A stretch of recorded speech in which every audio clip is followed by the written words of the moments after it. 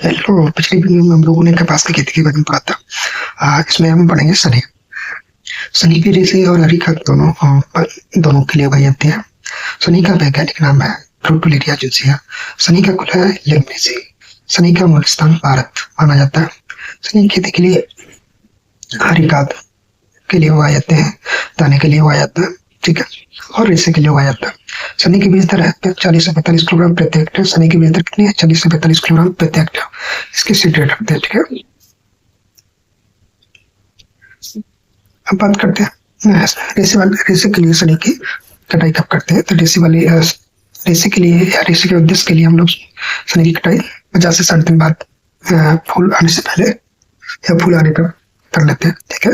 सनी में की जाती है और कौन सी क्रिया की जाती है? एक तो स्ट्रिपिंग की जाती है और दूसरा रेटिंग की जाती है, ठीक है। सनी की खेती के लिए सनी की खेती की जाती है हरी खाद के लिए। किसके लिए खेती की जाती है? हरी खाद के लिए। अब बात करते हैं जूट, ठीक है। तो जूट जूट का वैज्ञानिक नाम क्या है? कार्कोरस स्पीसीज। जूट का वैज्ञानिक नाम क्या है? कार्कोरस स्पीसीज, ठीक है। जूट किस कुल का पौधा है? जूट है टिलियेसी कुल का पौधा है। जूट की फसल अधिक उत्पादन होता है। जूट की फसल का अधिक उत्पादन किस राज्य में होता है? ये होता है हमारे पश्चिम बंगाल में काफी होता है।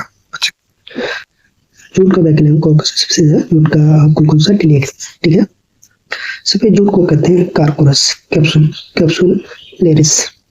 भारत में सफेद जूट का क्षेत्रफल कितना है? ये है 70%। मीठा पेट के नाम से भी हम जानते हैं, यह है कोरकस ओलिटोरियस, ठीक है। जूट की रेटिंग के लिए कितना तापमान चाहिए? ये चाहिए 34 डिग्री सेल्सियस, ठीक है। अब बात करते हैं चारे वाली फसल के बारे में। तो चारे वाली फसल के बारे में सबसे पहले हम बरसिम के बारे में बात करते हैं, ठीक है। तो बरसिम को हम इजिप्शियन भी कहते हैं, ठीक है। बरसिम का वैज्ञानिक नाम क्या है? ट्राइफोलियम एलेक्जेंड्रियम। बरसिम का कुल कौन सा है? लैंग्वेज कुल है। बरसिम का ओरिजिन प्लेस कौन सा है? एशिया माना गया, मिस्र बोलते हैं।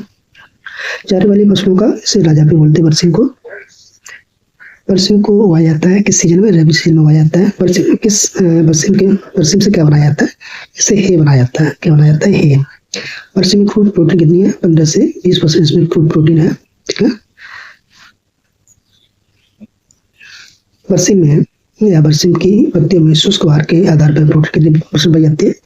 20 से 21% प्रोटीन पाई जाती है। बरसिम के तोड़न या देसी किस्म जिसे बोलते हैं कौन कौन सी है? BL1, मिस्कावी, कदरावी और छिंदवाड़ा। ये बरसिम के देसी या द्विगुणित किस्म है, ठीक है। अब बात करते हैं टेट्राप्लॉइड किस्मों के बारे में। टेट्राप्लॉइड किस्में है पूसा जॉइंट, है ना, पूसा विशाल, BL10 और BL22। ये कौन सी किस्में हैं? ये बरसिम की टेट्राप्लॉइड किस्में हैं। बरसिम के बीज से कासी निकालने के लिए प्रयोग क्या करते हैं? बरसिम के बीज से कासी निकालने के लिए 5 से 10% नमक का घोल प्रयोग में लाते हैं। बरसिम की बुआई का समय क्या है? अक्टूबर माह बरसिम की बुआई का समय है, ठीक है। बात करते हैं बरसिम की बीज दर। तो बरसिम की बीज दर कितनी है? 25 से 30 किलोग्राम प्रति हेक्टेयर बरसिम की बीज दर है। बरसिम में राइजोबियम की प्रजाति कौन सी प्रयोग करते हैं? वह ट्राइफोली प्रजाति को हम लोग इस्तेमाल करते हैं कल्चर करने के लिए। बरसिम की पहली कटाई कितने दिन बाद करते हैं? तो बुआई के 50 से 55 दिन बाद हम बरसिम की पहली कटाई करते हैं, ठीक है। बरसिम का चारा उत्पादन 800 से 1000 किलोग्राम होगा प्रति हेक्टेयर पे, या थोड़ा स्प्रेड हो सकता है। सारे वाली फसलों का राजा हम किसको बोलते हैं? बरसिम को। बरसिम का प्रमुख खरपतवार कौन सा है? ये कासनी। कौन सा है? कासनी है, ठीक है। अब बात करते हैं हम रिस्का के बारे में। रिस्का को लूसर्न या अल्फा भी बोलते हैं। रिस्का का वानस्पतिक नाम क्या है? मेडिकाको सेटाइवा। रिस्का किस कुल का है? ये लेग्यूमिनेसी या फेबेसी कुल का है। रिस्का का उत्पत्ति स्थान क्या हुआ? दक्षिण पश्चिम एशिया मानते हैं। अच्छा, रिस्का मुख्यतः कैसी फसल है? ये बहुवर्षीय फसल है। रिस्का में फ्रूट प्रोटीन कितने परसेंट पाई जाती है? ये 15 से 20% पाई जाती है। रिस्का और किस नाम से पुकारते हैं? ये चारे वाली फसलों की रानी के नाम से पुकारते हैं। रिस्का की जड़ें भूमि में कितनी गहराई तक जाती है? ये गहराई तक जाती है बहुत, ठीक है। रिस्का को बोते समय उपचारित किससे करते हैं? ये राज्य मेलिलो टाइप से करते हैं। ये कल्चर हम लोग इस्तेमाल करते हैं। तो बरसिम में हम किससे करते हैं? ट्राइफोलाई, ठीक है। और इसमें किस कहते हैं? मेलिटाई। देखो ये ट्राइफोलिसियम उसमें करते हैं बच्चे में, और रिस्का में किससे करते हैं, मेलियोटाई से, ठीक है। अच्छा, रिस्का को बुआई का समय कौन सा है, 15 सितंबर से लेकर 15 अक्टूबर इसकी बुआई करते हैं। रिस्का को कितने बीज दर लेते हैं फसल के लिए, 20 से 25 किलोग्राम प्रति हेक्टेयर लेते हैं। रिस्का की कटाई कब करते हैं, 50 दिन बाद इसके रिस्का की कटाई करते हैं। रिस्का की कौन कौन सी किस्में हैं, सिरसा है, टाइप 9 है, रेमलर है, NTRI है, सिलेक्शन, ये रिस्का की किस्म है, ठीक है। अब बात करते हैं रिस्का की प्रमुख प्रचलित किस्में कौन कौन सी हैं, सिरसा, टाइप 9, रेमलर और NTRI सिलेक्शन। अब बात करते हैं रिस्का को हरी अवस्था में अधिक मात्रा में खिलाने से कौन सा रोग होता है, ये होता है आफरा रोग। कौन सा रोग होता है, आफरा रोग, ठीक है। रिस्का में पाए जाने वाले एल्कलॉइड का क्या नाम है, ये सेपोनिल इसका नाम है, या ऑक्सलेट भी बोलते हैं। रिस्का की फसल का प्रमुख खरपतवार कौन सा है, अमरबेल। कौन सा है, अमरबेल। कस्कोटा स्पीसीज भी इसको बोलते हैं, ठीक है। हम बात करते हैं जई के बारे में। तो जई का वैज्ञानिक नाम क्या है, एविना सटाइवा, जई का वैज्ञानिक नाम है, ठीक है। ये ग्रैमी कुल का पौधा है। जई में गुणसूत्रों की संख्या 2n बराबर 42 है। जई के छिलके में पाया जाता है परफ्यूम, ठीक है। जई को ठंडी और शुष्क जलवायु में उगाया जाता है। जई की बीज दर 85 से 100 किलोग्राम प्रति हेक्टेयर है। जई की बीज दर कितनी है, 85 से 100 किलोग्राम प्रति हेक्टेयर। जई की बुआई करते हैं 15 अक्टूबर से लेकर दिसंबर तक, ठीक है। मुक्त जई की कौन सी किस्में उगाई जाती है, हेक्टर जई की किस्में उगाई जाती है, ठीक है। अब बात करते हैं जई के फल के प्रकार के बारे में। जई का तो फल का प्रकार क्या है, कैरियोप्सिस है। जई मुख्यतः किस उद्देश्य के लिए उगाई जाती है, एक तो हे और साइलेज बनाने के लिए जई को उगाया जाता है। जई का प्रमुख कीट कौन सा है, दीमक है। जई की प्रमुख किस्में कौन कौन सी है, कैंट है, कोचमैन है, ग्रीन माउंटेन है, 6 है, NP12 है, EPO 50, ये जई की प्रमुख किस्में हैं, ठीक है। बात करते हैं उद्यानिक फसलों के बारे में। तो हम इसमें पढ़ेंगे अब उद्यानिक फसलें कौन कौन हैं और उनका क्या बैलेंस है, क्या है। तो सबसे पहले हम आम के बारे में पढ़ते हैं। तो आम का वैज्ञानिक नाम क्या है, मेंजिफेरा इंडिका, ठीक है। आम का परिवार क्या है, एनाकार्डियेसी, मतलब एनाकार्डियस कुल का आम है, ठीक है। आम में गुणसूत्रों की संख्या कितनी होती है, 2n बराबर 40। आम का मूल स्थान कौन सा है, भारत या बर्मा क्षेत्र बोलते हैं। आम को किस नाम से और जानते हैं, ये आम का राष्ट्रीय फल है, ठीक है। आम में पाए जाने वाले विटामिन कौन कौन से हैं, A और C है। इस आम उत्पादन में भारत का कौन सा स्थान है, ये हमारा प्रथम स्थान है। भारत में सर्वाधिक आम उत्पादन करने वाला राज्य कौन सा है, ये उत्तर प्रदेश राज्य, ठीक है। अब हम लोग बात करते हैं अभी आम में सर्वाधिक मात्रा में पाया जाने वाला विटामिन कौन सा है, ये विटामिन A है। आम में खाए जाने वाले भाग को क्या कहते हैं, उसको मीजोकार्प कहते हैं, मीजोकार्प, है ना। आम के कुल का प्रकार क्या है, ये ड्रूप है, क्या है, ड्रूप।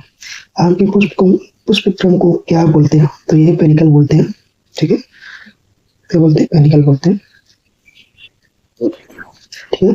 अब बात करते हैं आम में परागण, और आम में परागण किसके द्वारा होता है, ये घरेलू मक्खियों के द्वारा आम में परागण होता है। आम में प्रमुख समस्या क्या होती है, ये एकांतर फलन की प्रमुख समस्या होती है आम में। आम की किस किस्म में एकांतर फलन की समस्या ज्यादा रहती है, यह है हमारा लंगड़ा और दशहरी।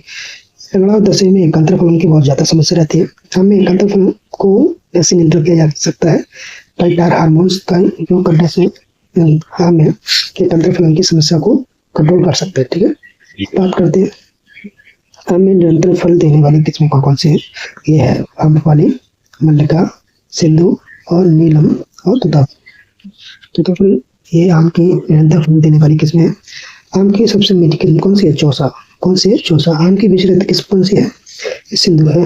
अल्फेंजो किस्म मुख्यतः कहाँ उगाई जाती है, महाराष्ट्र में उगाई जाती है। आम की भंडारण क्षमता बढ़ाई जा सकती है वैक्सीन के द्वारा। आम की खेती के लिए किस प्रकार की मिट्टी की आवश्यकता होती है, ये दोमट मिट्टी की आवश्यकता होती है। आम को भंडारित करते हैं 13 डिग्री सेल्सियस में। आम को किस जलवायु की आवश्यकता होती है, ये उष्ण जलवायु की आवश्यकता होती है, ठीक है।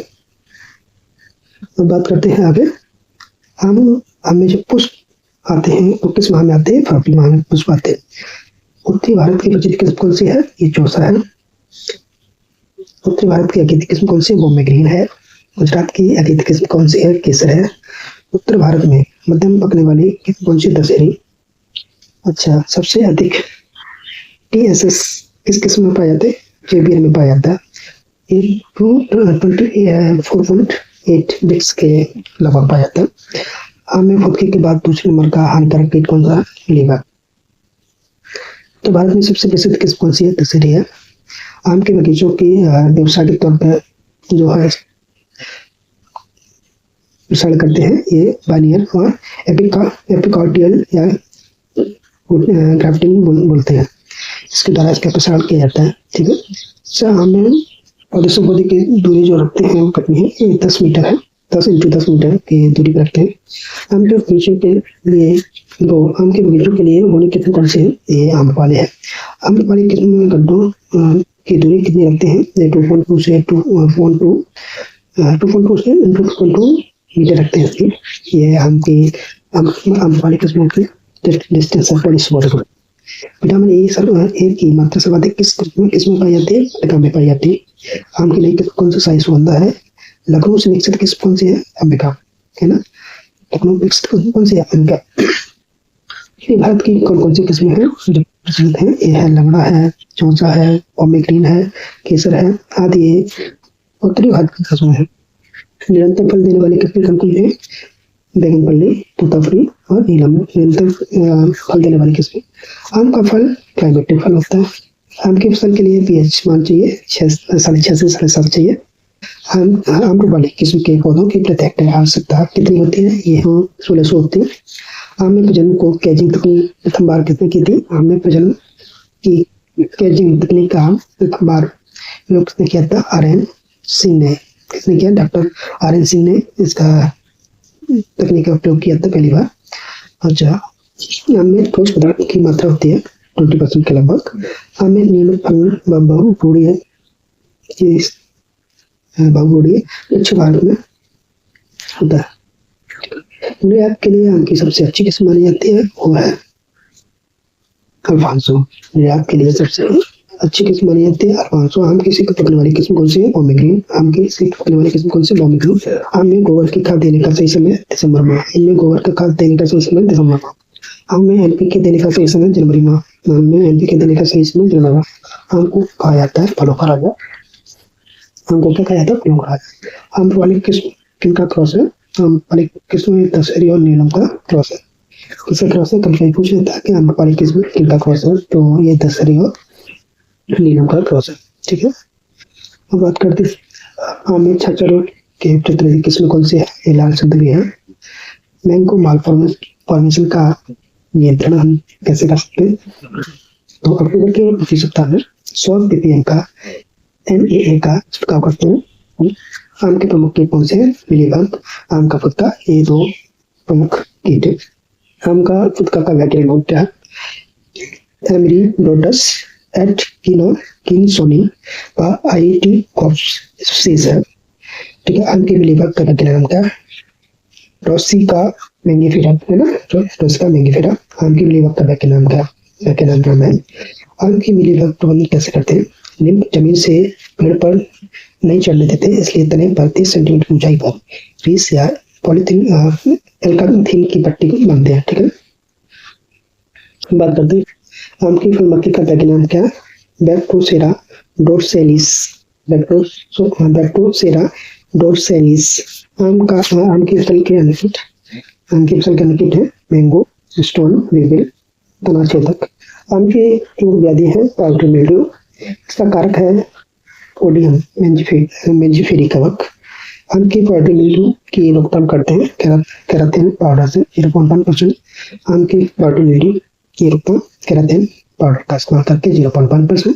मैंगो मॉल फॉर्मेशन किससे होता है? ये फ्यूचेरियम मोनिलिफेरम वैरायटी सब फ्लूटिनेना से होता है।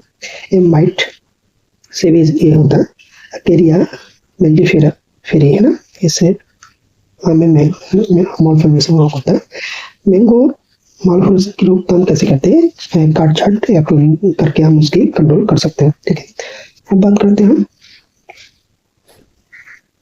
और इसमें थर्ड पॉइंट है इसमें NAA का हम जो है 200 ppm का पुष्पाते समय छिड़काव करना चाहिए। एमएन का 2 ग्राम प्रति लीटर के हिसाब से छिड़काव करना चाहिए। आम का काला सिरा नामक या ब्लैक टिप नामक एक विकार किससे होता है? एक तो होता है ईंटों के भट्टों से निकलने वाली SO2 और CO गैसों के कारण, और दूसरा होता है बोरॉन तत्व की कमी से भी ये ब्लैक टी रोग होता है। ठीक है, अब बात करते हैं हमें स्पंजी ऊतक की समस्या का मुख्य कारक क्या है, मतलब इसको कैसे कंट्रोल कर सकते हैं? विकार मृदा ताप संवहन द्वारा होता है। ठीक है, तो इसको हम सॉइल हीट कन्वर्जन के माध्यम से भी हम इसको कंट्रोल कर सकते हैं। अच्छा, अब बात करते हैं बेर के बारे में।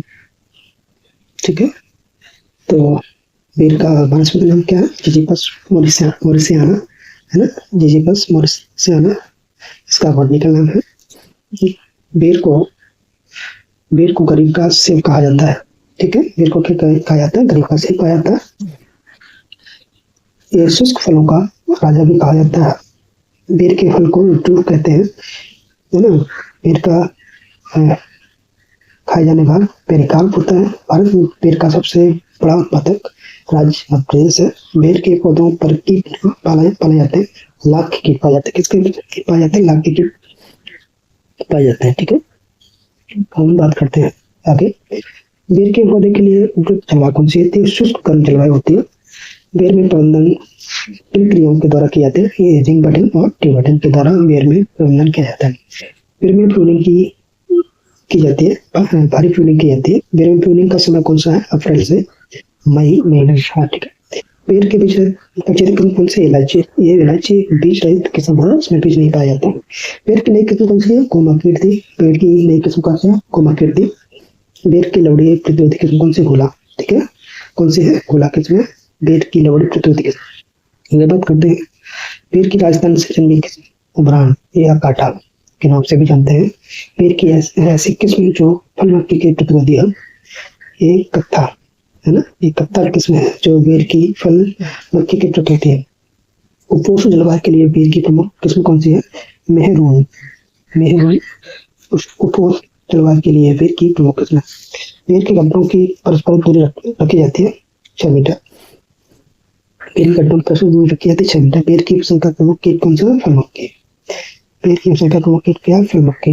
बेर में फल मक्खी का नियंत्रण किया जा सकता है मेलाथियन 0.5% का छिड़काव करके। बेर में फल मक्खी का नियंत्रण किया जाता है मेलाथियन का 0.5% छिड़काव करके। हम बात करते हैं आगे बेर का पाउडर मिल्ड्यू छाछर किससे होता है? बेर का पाउडर मिल्ड्यू या छाछर रोग ये ओडियम यूडीवी वैरायटी इंडिका, इससे जो है बेर का पाउडर मिल्ड्यू रोग होता है।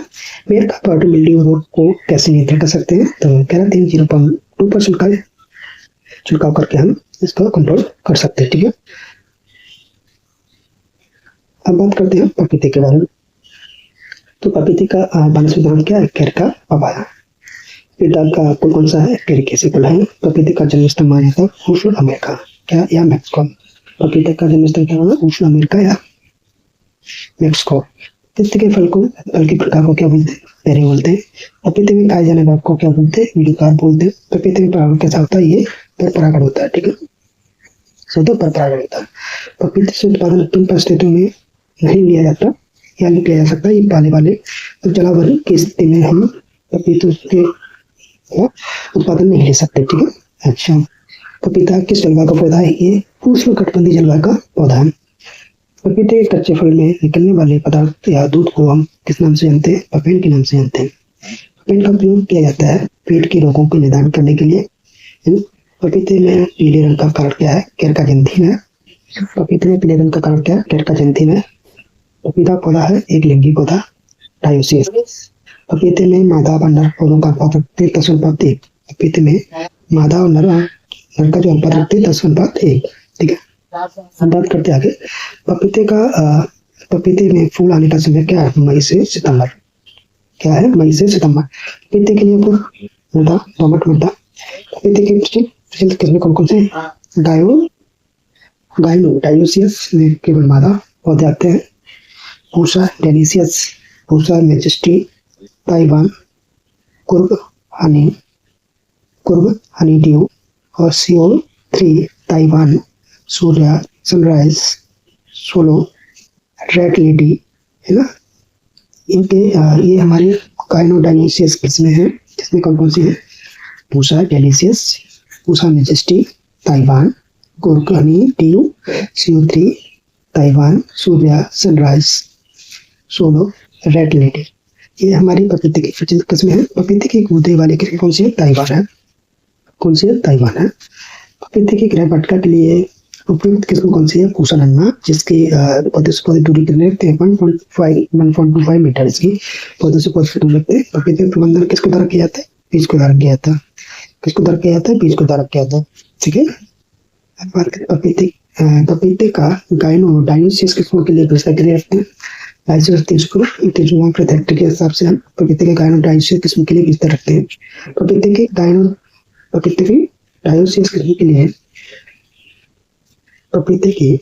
डायोसिस किस्म के लिए 400 से 500 ग्राम बीज प्रति हेक्टेयर हम करते हैं। पपीते की नर्सरी लगाई जाती है अप्रैल से मई महीने में। पपीते का पौधरोपण कितने दिनों बाद किया जाता है? तो पपीते का पौधरोपण 2 महीने बाद किया जाता है। पपीते के सामान्यतः पौधे से दूरी 2 मीटर के दूर पे हम रखते हैं।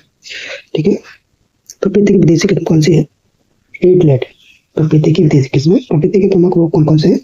ये लीफ कर्ल, तना कमी, मादा बंधना, पंची टॉप जो होता है पपीते का। पंची टॉप जो रोग होता है किसमें होता है? पपीते में होता है। ठीक है। इसको माता बंधना कहते हैं। पपीते की प्रमुख कीट कौन से? ये सफेद मक्खी है और एफिड या मोइला। पपीते के बगीचों में लिंग की समस्या रहती है। इससे बचने के लिए हम लोग क्या करते हैं? 10% पौधों की रोपाई भी करते हैं। ठीक है। अलग से पपीते के हरे पौधों से निकलने वाला दूध को हम लिटेक्स या पपेन के नाम से भी जानते हैं। ठीक है। पपेन में एंजाइम पाया जाता है, तो पेप्सिन एंजाइम पाया जाता है पपेन में। पपीते की खेती के लिए कौन सी सिंचाई विधि की आवश्यकता होती है? रिंग विधि या ड्रिप मेथड की आवश्यकता होती है। पपीते की नर्सरी का प्रमुख रोग क्या? डंपिंग ऑफ है। डंपिंग ऑफ को कैसे नियंत्रित किया जाता है? उचित जल निकास। ठीक है। पपीते में पर्ण मौजिक बीमारी का कारण क्या है? ये वायरस से ये रोग लगता है। ठीक है।